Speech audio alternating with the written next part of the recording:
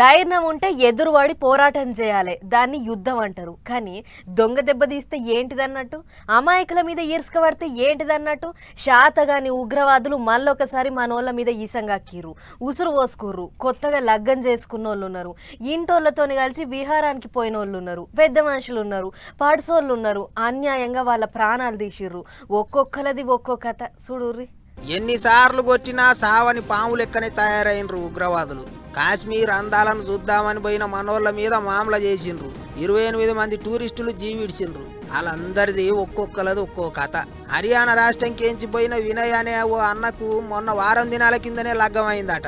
ఇంటి ఆమెను తోలుకొని పాలుగాంపోయిండు. పాపం తూటాలకు బలయ్యిండు. అంతసేపు ప్రేమగా ఊసులు చెప్పిన ఇంటి ఆయన అంతల్నే ఉలుకు పలుకు లేకుండా పడిపోయేటాలకు గా అక్క అక్కన్ని కూలబడి శోకం కట్టింది. ఉత్తరప్రదేశ్ రాష్ట్రం కేంచి శుభం అనే ఇంకొక అన్న ఇంటి ఆమెను తోలుకొని టూరు పోయిండు. మొన్న ఫిబ్రవరిలోనే లగ్గమైందట. ఆయనను కూడా చంపేసిండ్రు.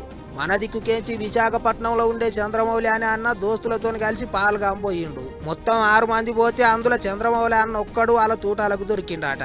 సంపొద్దని అడుక్కున్న ఇండ్లేదట. గిట్ల ఒక్కొక్కలది ఒక్కో కథ. ఐడి కార్డులు చూసి పేర్లు తెలుసుకొని మరి తూటాలు గురిపెట్టినరాట. మోదీకి చెప్పుపోన్రి అని కూడా అన్నారట. ఎంత పగబట్టిర్రో చూడురి సిడగత్తోళ్ళు. అచ్చం మన ఆర్మీ ఆఫీసర్ల తీరుగా బట్టలు వేసుకొని వచ్చిండ్రాట.